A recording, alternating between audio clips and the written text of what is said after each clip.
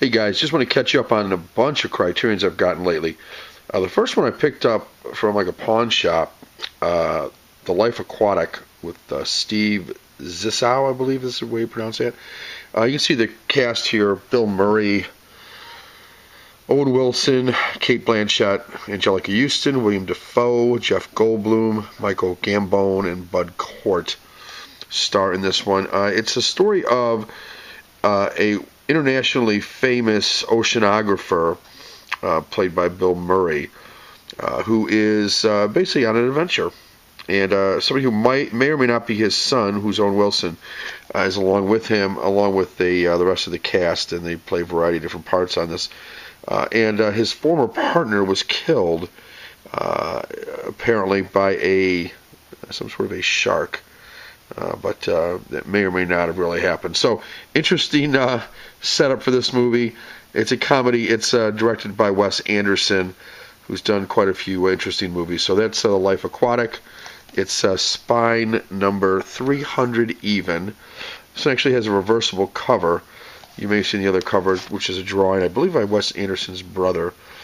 There's the back. It's rated R. It's 118 minutes. It was released in 2004. And, yeah, it looks pretty interesting. I've not seen the whole thing before. I've seen bits and pieces of it. Looks interesting. And, hey, for $2, which is what I paid for it, can't go wrong. There's no inserts or anything with it. It does have the disc. Obviously, I better have the disc. Oh, it does have an insert. It's like a 2004 Criterion Collection thing. But nothing else came with it. And, yeah. Yep. Just a single disc. Just the film is with this. There's a 2-disc version, but I don't have that. Okay, so that's the first one, The Life Aquatic. Next up is another Wes Anderson film, and this one is The Royal Tenenbaums. Bill Murray's also in this one, along with Owen Wilson again, and quite a few other, Angelica Houston again. Quite a few other people are in this one as well, but I guess he likes to go back to his old standbys. Gene Hackman, too, is in this one. It's a funny movie and an interesting movie. Just a lot of different characters in it. It follows Royal Tenenbaum, who is the patriarch of the family, who's divorced from Angelica Houston, the mother, and all the kids are coming home because Royal is dying. Anyway, interesting. It's a 2-disc collection.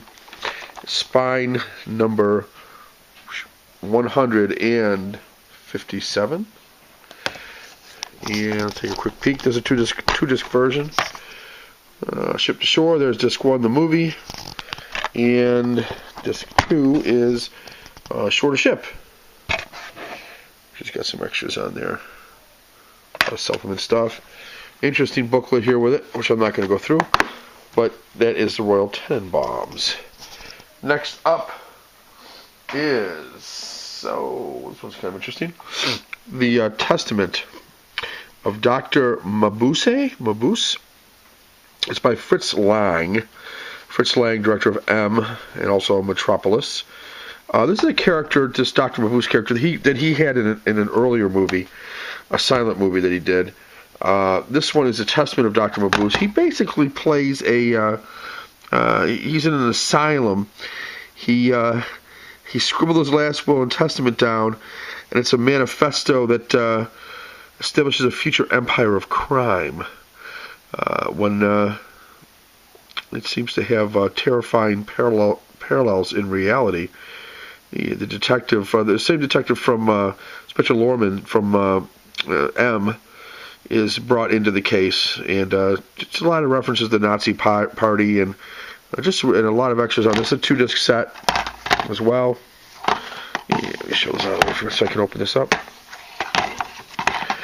Yeah, pretty cool looking disc. I got this one actually, I think, new, if I'm not mistaken. I've opened it. It's kind of a thin booklet for a Criterion. And there's 2 discs with it, the movie, and then the second one contains a lot of extras. That's the Testament of Dr. Magoo. This one, I don't know. This one's suspect to me, but I've heard that Big Toe 512 tells me this one's okay. Probably. Somebody probably redid the artwork for this. This is the ruling class. I really wanted this one. I got it for really cheap. and I complained about the case because you can see this case is like pencil thin, and they redid the artwork probably. But I think I got it for like $4 because of it. I think he took like $8 off what I'd paid because of the case. Peter O'Toole. A lot of special features on this one. 154 minutes, so this thing is long movie, 2.5 hours. Basically tells the story of a guy who thinks he's God, only become more or less Jack the Ripper. So it's got some sarcasm, black comedy, a little touch of the musical. Peter O'Toole was a brilliant actor, and this is called The Ruling Class. Spy number, well, if I can read it, 132, and I'm told I can do something about getting a new case for that and a new cover. Next one, My Man Godfrey, spy number 114. This one stars William Powell and Carol Lombard. This is an old one. This was what year was this here? Pretty old, 1936. Black and white. It's monaural. It's 1.33 to 1 aspect ratio. However, it's the story of a wealthy and eccentric family who hire a down-and-out forgotten man as their butler, who's William Powell, and he teaches them the meaning of class. I'm looking forward to that. It was supposed to be a great comedy. Next up, this one's a little harder to find sometimes, a little more expensive. I got it for pretty cheap. But Peeping Tom by Michael Powell. And this one's spine number 58. Look at the spine. It's a story of violence, murderous revenge, childhood traumas, sexual crises. And it originally was paled by the critics, but now it's lauded by them, and they say it's a great masterpiece. I've not seen this movie. I know the basic plot. He lures people, women, to his studio to take pictures. I believe kill them on camera. So I'm looking forward to this. It's an intelligent man's horror film, I'm told.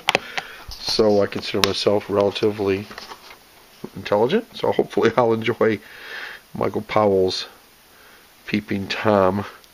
And this one was, what year is this thing? I'm going to say 50s, but I wouldn't swear to it. 1960. Okay, that was in the general idea. Okay, next up. One of the thicker ones. A film by Carl Theodor Dreyer. Vampire. I believe it's Vampire. 1932. And it's number 437. Spy number. Very atmospheric, very interesting movie. Comes with a thick book as well as the movie inside. I'm not going to take everything out of here, but it's pretty cool. Disc 1's the film. Disc 2 are the supplements. The original German version, a new high-definition digital transfer from a 1998 restoration. So it should be pretty cool. 1932, it is black and white, monaural in German, with optional English subtitles, 1.19 to 1 ratio. Interesting ratio there. This ought to be an interesting looking film. I've seen bits and pieces of it, popped in to see what it looked like. Very atmospheric. Kind of moves a little slow, but looks pretty cool nonetheless. And this kind of give you an idea of the kind of thing you'll see in Vampire. So kind of cool.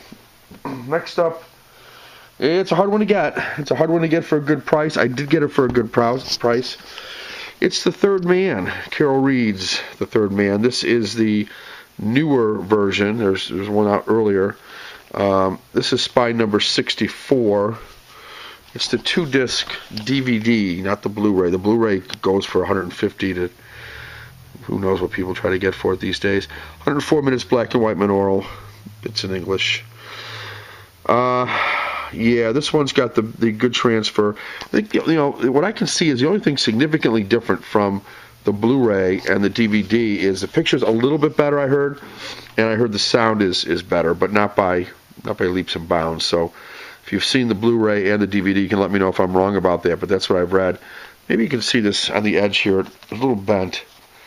I paid $39 for this, which I thought was a pretty good price, free shipping. And because I told him that his slipcase got damaged in transit, a couple places here, there, and of course there, he refunded $10, which I thought was pretty nice. So $29 what it cost me for the DVD of Carol Reed's classic The Third Man with Orson Welles, Joseph Cotten. Oh, great movie. Harry Lime is a character that Orson Welles plays. He's supposedly dead, and Joseph Cotten is looking for him. He's his friend. And last but not least, on my pickups of Criterions recently, Spine Number 1, Jean Renoir's Grand Illusion. This is an interesting movie. Saw it years ago. Like I say, it is Spine Number 1, which is kind of cool. It's 1938, 114 minutes, black and white. It's in French, 1.33 to 1 aspect ratio. It is supposedly one of the greatest films ever made. It's an escape movie, prison escape movie, and it's an anti-war masterpiece. Stars the two leads in this stars French soldiers held in a World War I German prison camp, and should be just really interesting film. I'm gonna pop this one open. I think it does have a. See, I haven't seen it in years, but pretty nice looking DVD. And this guy's evil. Remember him. And a nice little, not a thick booklet, but it's a couple pages. Talks about the movie. This was in really nice shape, and I believe it or not, I got this one for like $10. It's practically new. Real happy with this pickup. Grand Illusion. Spine Number 1. So nice to add that to the collection. That's it for now, guys. Hopefully I'll have some more stuff to show you soon. Take care. Till next time, this is Dino DVD. Take care.